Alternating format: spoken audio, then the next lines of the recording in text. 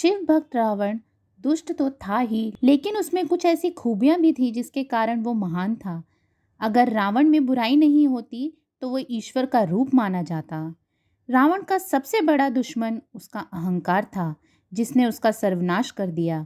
रावण लंका का राजा था जिसके 10 सिर थे और इसी कारण लोग उसे दशानन के नाम से भी जानते थे। रावण शाश्वत ब्राह्मण महर्षि पुलस्त्य ऋषि का पौत्र तथा ऋषि विश्वा और केकसी का पुत्र था। रावण अत्यंत बलशाली, शास्त्रों का प्रखर ज्ञाता, प्रगाढ़ विद्वान, पंडित, महाज्ञानी तथा परम शिव भक्त था। रावण के शासनकाल में लंका का वैभव चरम पर था। इसी वैभव के कारण लंका को सोने की लंका कहते हैं। ये अहंकार रावण में उसकी माता केकसी के द्वारा भरा हुआ था। अपनी माता के कहने पर रावण ने भगवान शिव को प्रसन्न करने के लिए तपस्या की। तपस्या के दौरान रावण एक एक कर अपने शीश शिवजी को अर्पित करने लगा। जब वह अंतिम शीश अर्पित करने के लिए जा रहा था, तभी भगवान शिव प्रकट हो गए। भगवान शिव ने रावण से कहा, अपनी इच्छा बताओ।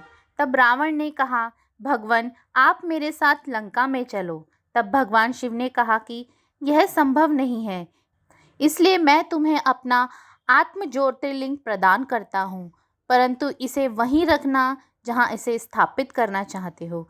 अगर इसे मार्ग में कहीं भी रख दिया तो ये वहीं स्थापित हो जाएगा। रावण ज्योतिर्लिंग उठाकर प्रस्थान करता है।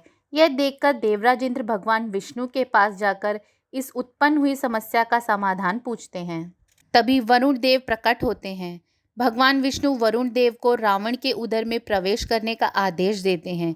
वरुण देव के रावण के उदर में प्रवेश करते ही रावण परेशान हो जाता है और लघु शंका के लिए जाने के लिए इधर उधर देखता है। वहां भगवान विष्णु एक बालक गरुड़िए का रूप धर के आते हैं। वह बालक को शिवलिंग को पकड़ने के लिए कहता है।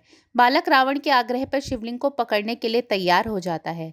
बालक शिवलिंग का भार ज्यादा देर तक नहीं संभाल पाता तथा शिवलिंग को धरती पर रख देता है। उसके पश्चात जब रावण आया, उसने देखा कि बालक वहां नहीं है। रावण शिवलिंग को उठाने की हर संभव प्रयास करता रहा, परंतु नहीं उठा पाया और क्रोधवश ज्योतिर्लिंग पे अपना अंगूठा गड़ाकर वहां से चला गया। इस शिवलिंग के स्थान को वैद्यनाथ धाम के नाम से जाना जाता है। ओम नमः शिवाय।